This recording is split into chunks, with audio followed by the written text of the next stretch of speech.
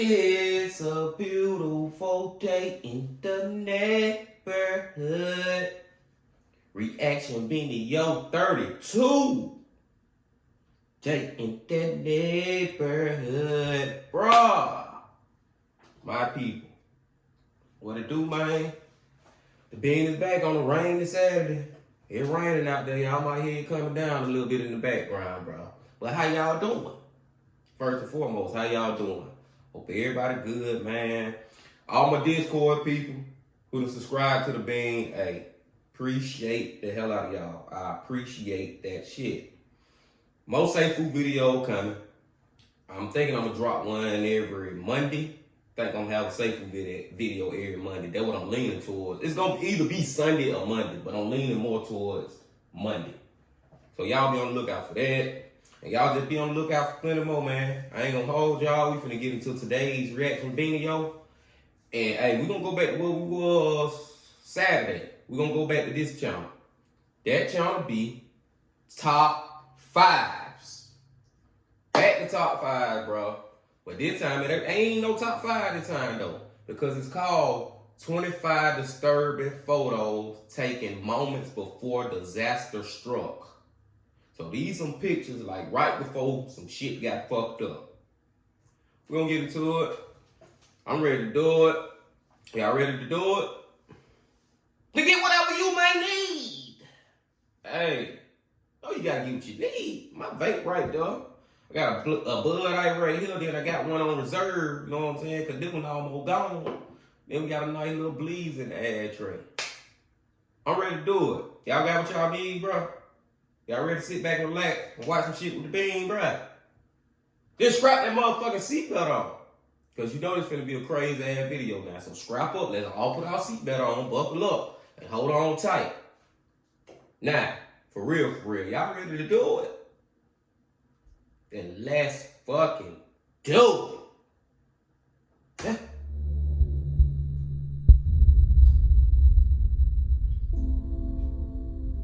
Photographs capture anything from extreme happiness to extreme sadness. They also create lasting memories of people and places we have visited. However, sometimes unexpectedly, they capture the last moments of people's lives. In this video, we'll be taking a look at some haunting images of people and creatures who often didn't realize it would be their final photograph. As always, if you want us to expand on any of these 25 images, then let us know in the comments. Now, before we begin, we'd like to say a special thank you to this video's sponsor, Magellan TV. If you've tuned in to a Top 5 video over the last year, odds are you've heard us rave about our exciting partnership with Magellan TV, the best source for the hottest and most intriguing true crime content available online. You know about their curated documentaries and bingeable television shows, and how they go above the realm of true crime to deliver unbelievable deep dives into other topics, such as space or history or the supernatural. In other words, there is always something to watch, no matter where your interests lay. To give you a better glance into the plethora of videos within the Magellan TV library, True Vietnam Story, a 57-minute picture taking us inside the mind of a former Australian police officer. They got a whole commercial at the beginning of the video. I was filming Magellan. Y'all go check Magellan out, man. You know, go check it out. But hey, we gotta get past all this, man. Go check it out if you like that true crime shit. But hey, we gonna get past all that, man. We're gonna start right here. They got a whole commercial at the beginning of the video. Let's fucking do it. So stop waiting, use the link in the description to access a free month trial, and jump into the jaw-dropping adventure of the creator, A True Vietnam Story, and other top-notch documentaries. We promise you won't regret it. Can we start now? Number 1, man. Keith Sapford. On February 22nd, 1970, 14-year-old Keith Sapford made a decision that cost him his life. Keith was an adventurous teenager from Australia. He loved travelling, and his family took him to as many places as they could. However, shortly before he was due to start at a Catholic residential school, he decided to run away from home and go on a solo adventure. With no money or access to the right papers to travel alone, he knew that the only way for him to get out of the country was to sneak onto a plane. Keith managed to reach the tarmac of Kingsford Airport in Sydney and noticed a Douglas DC-8 preparing for boarding. So he sneaked into the compartment where the wheels of the plane retract after takeoff. As the plane took off, heading to Tokyo, the compartment Keith was hiding in opened for the wheels to retract into, causing him to fall to his death from 60 meters. Keith was killed on impact with the tarmac. And this poignant photograph was taken by photographer John Gilpin. Oh man, bro. It was later concluded that if Keith hadn't fallen, he would have died anyway from lack of oxygen within the compartment. Why would he go? That was just crazy. Why would he even do that? William Dave Sanders. The Columbine High School massacre was a school shooting and attempted bombing that occurred on April 20th, 1999 at Columbine High School in the United States. The perpetrators were 12th grade students Eric Harris and Dylan Klebold, who murdered 12 students and one teacher and injured several others before turning their guns on themselves. The teacher they killed was Dave Sanders, who heroically ushered hundreds of students out of the cafeteria area of the school, before later being shot twice in the back by Eric. Sad, His last words were reported to be, "Tell my family I love them." This haunting CCTV photo shows him in the cafeteria shortly before he was shot. His heroism and bravery undoubtedly saved countless lives. Hey, hold on, man. I know a lot of y'all probably remember the Columbine shooting. I was younger. I was a little boy when it happened, but I still remember it very vividly because it was the talk of the news. It was just crazy and it was just sad. But shout out to him, man. Shout out to that teacher, bro. He saved a lot of lives. But that last image, man, let's just go back to right here. Let's just take it back right here. The last image, bro. The chaos that's around. You know all these kids are scared to fucking death right now, bro. Somebody shooting in that pit. Man, he's standing strong, bro. Trying to help as many as he can, bro. Salute and rest in peace. Let's go. CCTV photo shows him in the cafeteria shortly before he was shot. His heroism and bravery undoubtedly saved countless lives.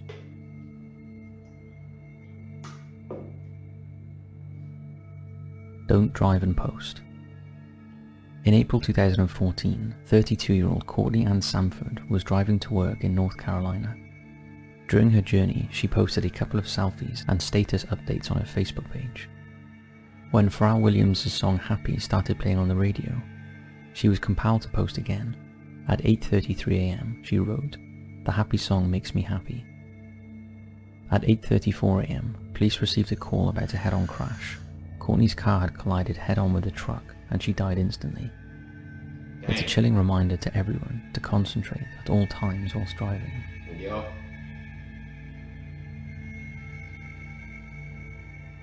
Bear attack. Photographing any animal in the wild is risky business, but photographing a black bear is really asking for trouble. And sadly, 22-year-old Darsh Patel paid the ultimate price for this shot, as did the bear. After attracting the bear's attention to take a series of photos, Darsh Patel and his 4 friends disturbed the animal in the Abshawa Preserve in West Milford, and the 300-pound bear started to follow them. When the bear came within 15 feet of the group, they split up and ran in separate directions, but when they met back up, Darsh was missing. 2 hours later, police found his body with the bear lingering nearby. Darsh's phone with the photos on was also found with fang marks on it. Sadly, the bear was shot dead by police. Playing with bear, can't play with no damn bear, man. Be careful. Nicholas Mavoli. Nicholas Mavoli was obsessed with freediving, the dangerous pursuit of holding your breath and sinking as far as possible into the ocean. Nicholas practiced endlessly, holding his breath in bathtubs and swimming pools, even seeing how far he could run with one gulp of oxygen. His dedication soon saw him become a national record holder. On November 17, 2013, Nicholas attempted a CNF dive to 72 meters, or 236 foot, on a single breath. He began to turn back at 68 meters, or 223 foot, but appeared to change his mind and dived downward again. What? He later returned to the surface after 3 minutes and 38 seconds underwater, when this photograph was taken. Moments later, he fell backward and lost consciousness. He was transported to Vid Sims Memorial Health Center, reportedly suffering from pulmonary edema. I ain't gonna lie, bro. You just look at him in this picture, man. Him being down there them 3 minutes, I hate to say it like this, but I'm just trying to say, bro. He looked like he about to die or already dead right there, but you can tell I don't guess he dead because he holding on, but they say he just lost consciousness. Like, you could tell, bro, like something bad was about to happen to him. He made it back to the surface, but he ain't make it back the same day he went down. Let's go. Sadly, Nicholas later died and became the first athlete to die in an international freediving competition. Woo! Number 6. Russia's last royal family. It's hard to believe that in the 20th century, an entire royal family could be murdered. But on July 17, 1918, that is exactly what happened to Tsar Nicholas II, his wife Alexandra, and their 5 children, Olga, Tatiana, Maria, Anastasia, and Alexei, when they were shot and bayoneted to death by the Bolsheviks, an extremist wing of the Russian Social Democratic Party. Their brutal execution stamped out the monarchy in Russia forever. These haunting family photos show the luxury and wealth they once enjoyed, not knowing they would all be dead a short while after. It's worth remembering that this family were royal through and through, and some descendants of Tsar Nicholas II still have royal ties to the British royal family. Queen Elizabeth II's late husband, Prince Philip, is a grandnephew of Alexandra, as well as a great-great-grandson of Nicholas I. His bloodline means that his son, Prince Charles, and his grandsons, Prince William and Harry, are all Romanov relatives. So close is the bloodline that in 1933, after the unmarked graves believed to contain the remains of Nicholas II, Alexandra and 3 of their daughters were exhumed. Prince Philip even offered a blood sample to scientists, seeking to identify the remains, and his mitochondrial DNA matched that of the bodies, believed to be those of Alexandra and the 3 girls, helping to confirm their identity. It was them. This is a tough video. Titanic. The 1920 siblings Richard and Stanley May, Lily Odell, and her son Jack and family friend, Father Francis Brown, boarded HMS Titanic at Southampton. They only intended to use the trip to take their car to Queenstown, in Ireland, and on April 11th they all departed the ship. However, they took several photographs during the 24 hours they spent on board, including snaps of passengers on the Pomerade deck, as well as photos of the opulent first-class suite they stayed in and the Turkish baths on board, although at the time they could never have realized the significance of the snaps. I know, right? When the ship sank just 4 days later, Stanley May assembled a leather-bound album of the photographs, official Titanic postcards, newspaper cuttings relating to the disaster, as well as RMS Titanic stationery that he had taken off the liner. It's a haunting reminder of how lucky they were, as well as the grand opulence of the doomed vessel that now lies at the bottom of the ocean. Yeah, man, that's crazy too. They took photos of something in history. Last image of Uruguayan Flight 571. This happy image was taken on the 13th of October 1972, showing members of the Old Christians Club rugby union team aboard Uruguayan Flight 571. Little did they know that for some of them it would be their final photo. While crossing the Andes in poor weather, the inexperienced co-pilot began accidentally descending the aircraft and it struck a mountain and crashed into ice and snow. Oh, hold on, bro. This need to be on YouTube. What is this? How does it get on YouTube? Man, do y'all see this? Is this what I think it is, bro? Is that a leg, bro? Is that a body, bro? How they get away with putting this on YouTube, bro? Hey, if they got away with it, I'm getting away with it too. But god damn, that's graphic. Ugh, that just put a whole different when you really see it like that. And look at the photo that they just had. Hey, man. Look, they got me looking for other bodies now. No, man, that's crazy, though, bro. That look like a leg and a foot to me. What y'all think, man? Let's go. 3 crew members and 8 passengers died immediately, and several others died soon afterwards, due to the icy temperatures and the severity of their injuries.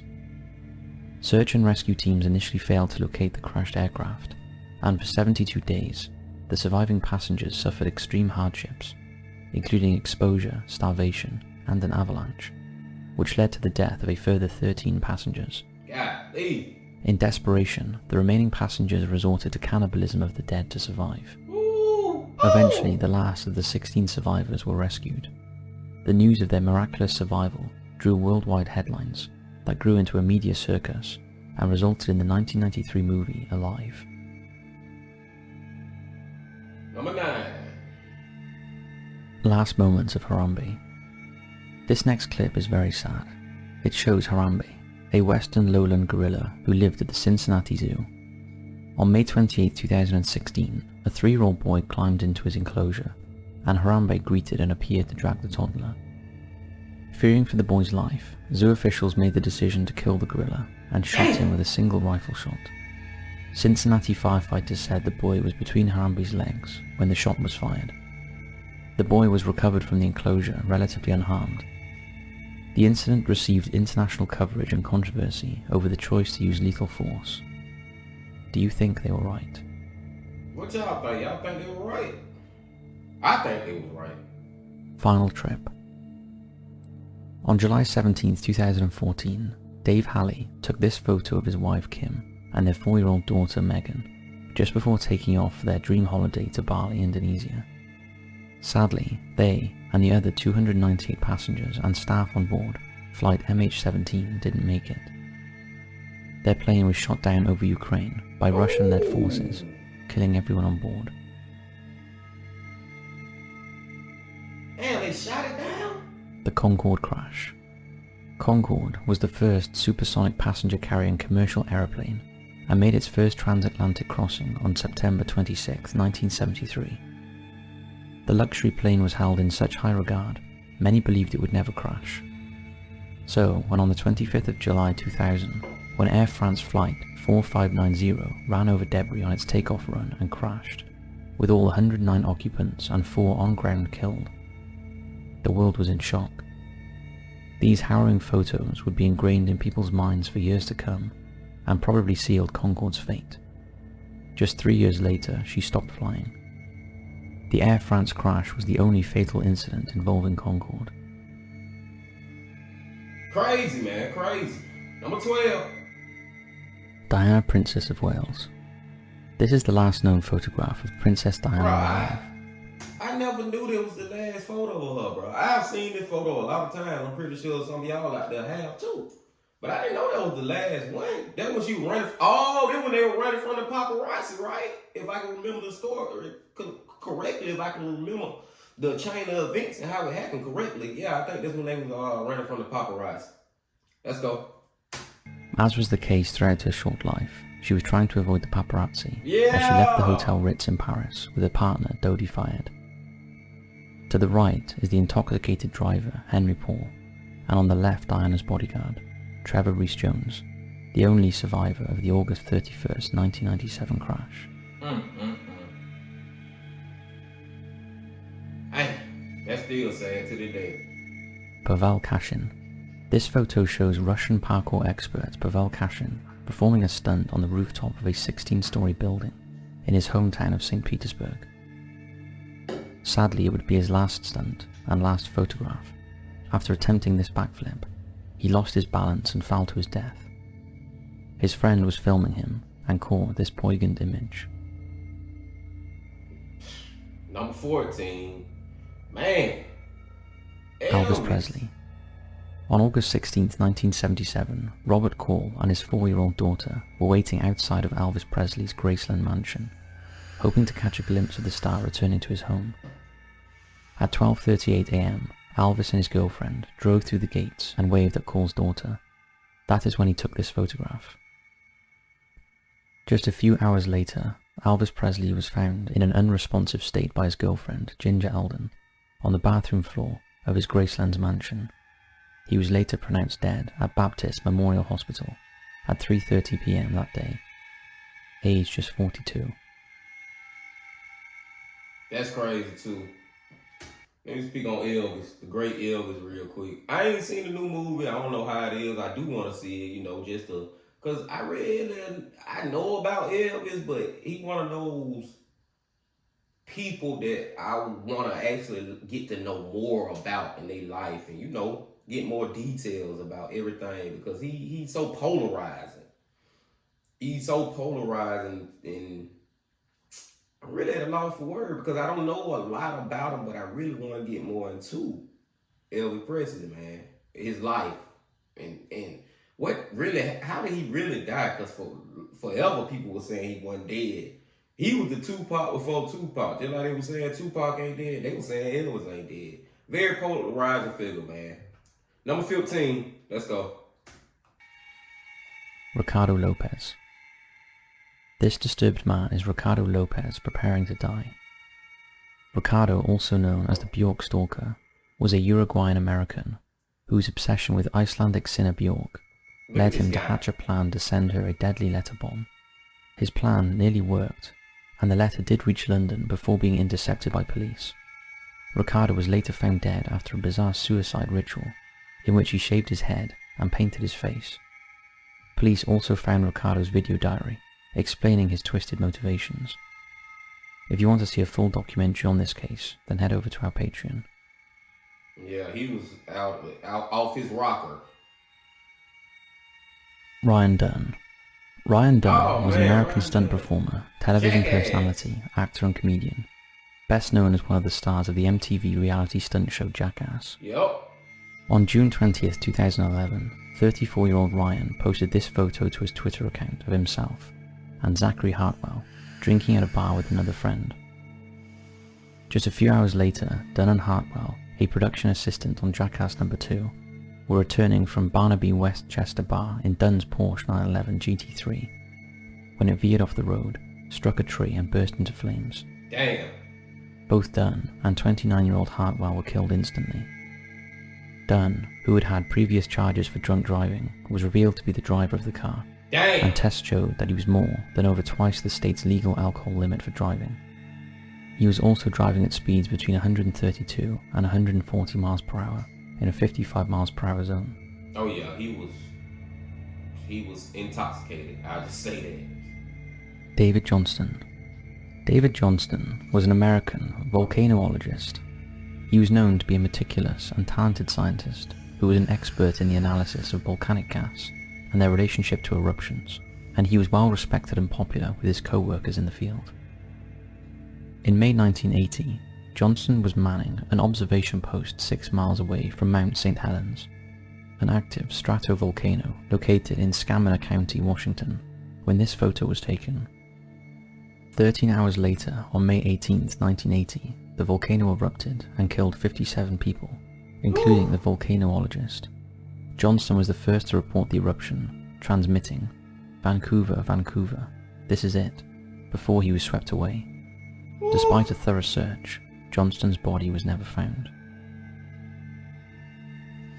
And that's, hey man, the volcano, bro. I don't know, maybe people, I don't know if there's a certain science behind like predicting when it will erupt, but what I'm really thinking about is when he said he got swept away. Like people who die from a volcanic eruption, bruh. Dude, they body literally burning. Just imagine your body just being in lava. You disintegrating, like you melting, like literally melting. That's a horrible way to go. Hey, I like this video. It is just crazy, man. Yeah, these people last photo, bro. Let's go. I'm 18. Blind date. On November 14, 2017, Sydney Loof agreed to a first date with Bailey Mary Boswell, who was using the alias Audrey on Tinder. The next day, Sydney agreed to another date with Bailey, and before heading out, she posted this photo of herself, captioned, "Ready for my date." The day after, Sydney was reported missing after failing to appear for work. 3 weeks later, her dismembered remains were found along a gravel road, 60 miles away from her date location. Bailey and her partner, Audrey Trail, were later convicted of Sydney's murder. Bailey was sentenced to life in prison, and Trail was sentenced to death. Fucking with Tinder, man. Y'all be careful, man. Caught on live TV. Robert Bud Dwyer was an American politician who served as the 30th state treasurer of Pennsylvania for most of the 80s. However, in 1989, Dwyer was convicted for accepting a bribe from Computer Technology Associates to award them contracts. He was later found guilty on 11 counts of conspiracy, mail fraud, perjury, and interstate transportation in aid of racketeering, and was scheduled to be sentenced on January 23, 1987. On January 22nd, Robert called a news conference in the Pennsylvania State Capitol building in Harrisburg. During the conference, Robert pulled out a gun and shot himself in the mouth in front of reporters. This is one of the last images of him before his death. Bro, I don't know. I remember this. I know some of y'all do too. But I don't know. It was an actual video. I don't even know if I seen it on YouTube. I seen it on Facebook. I don't remember where I seen it. I probably seen it on MySpace. Like, it's been that long since I seen it, I feel like. Or I just seen it on the internet. I seen it somewhere, bro. But this man literally shot himself in the mouth doing the prayer conference. And they had it. They showed, like, the video was out there. I don't know if it's still out there. But it was crazy to see. And just know that one of his last images. He rather go rest in peace, or go to the afterlife, however you want to say it, then go to prison. Dude shot himself on live TV. I remember that shit. Let's go. Number 20. If only he knew. At 4 p.m. on December 8, 1980, John Lennon, the singer, songwriter, and co-founder of the Beatles, left his New York apartment. On the way, he paused briefly to sign an autograph for a waiting fan. After he signed the Double Fantasy album, moments after, another fan photographs Lennon getting into his limousine and heading off to the Record Plant Studios on West 48th Street. No one could imagine that would be the last photo ever taken of him. Crazy. At around 10:50 p.m, Lennon returned to his apartment with his wife Yoko Ono. As he made his way into the building, Mark Chapman stepped out of the shadows and shot his idol 4 times in the back with a stubby .38 handgun. The horrible irony was that Mark Chapman was the guy he kindly stopped to sign an autograph for earlier in the evening. Crazy. At the age of just 40, the world was robbed of one of the greatest songwriters ever to live. Yep. 21, man. 21. Saman Kunan. In late June 2018, the world was shocked when news broke that 12 young boys and their football coach were trapped in a snaking system of caverns and crevasses in the Tham Luang caves in Thailand. They became trapped after a storm caused the passageways to flood, leaving them with no way out. A complex rescue operation was launched, in which divers would snake through the dark flooded caverns and reach the boys and take them out heavily sedated with full-faced breathing masks. For the underwater sections, they were strapped to a rescue diver who was guided through the dark by dive lines. One of the divers involved in the operation was Saman Kuan. This is a photo of him preparing for the rescue. But sadly, that photo was his last. Saman was transferring oxygen tanks to the boys when he got into difficulties and ran out of air himself. Damn. He died a hero after losing consciousness in one of the passageways. Yeah, died a hero now. Eventually, between the 8th and 10th of July, all the boys and their coach were rescued. 22. Betrayed by a friend. This is a picture of 2 best friends, Cheyenne Rose Antoine and Brittany Gargle, getting ready to go out for the night. However, it's not just any picture, it's actually evidence. Cheyenne, pictured on the left, would later strangle her friend using the same belt that she was wearing in this photograph. Apparently the pair got into a heated argument whilst high on drugs and alcohol, and Cheyenne used the belt to strangle her friend. It was 2 years before she admitted the truth, and this photograph was crucial to getting a conviction. That's tragic. Sadly, no jokes. On August 1st, 1943, St. Louis aircraft manufacturer William P. Robertson was hosting the first public demonstration of a new Waco CG-4 glider. As a crowd of spectators excitedly watched, at the Lambert St. Louis Airport, Mayor Becca Robertson and other influential St. Louis men boarded the glider, and this photograph was taken. However, immediately after the release of the towing cable, the right wing of the glider broke off, and it plummeted from an altitude of 1,500 feet, killing all 10 persons on board. Apparently, only days before the mayor took flight, he joked with a reporter saying, "Gentlemen, you can die only once, and we all must die sometime." That joke ain't go over well. Unsuspecting family photo. This next image looks like an ordinary snap of a couple being photographed in front of the railing at Niagara Falls. However, for the lady in the background dressed in red, it would end in tragedy. Shortly after the photo was taken, eyewitnesses told how Anyano Takumasu had climbed over the railing to get a better look at the falls. But when she stood up, she lost her footing and fell into the river below, being swept away by the current. Crazy. 25, the last one. Steve Irwin. My boy! Steve Irwin was a popular Australian zookeeper, television personality and wildlife expert. He was nicknamed the Crocodile Hunter due to his fearless behaviour around some of the most deadly creatures in the world. Yep. However, 2 days after this smiley photograph was taken of Irwin with marine biologist Chris Jones, he would be dead.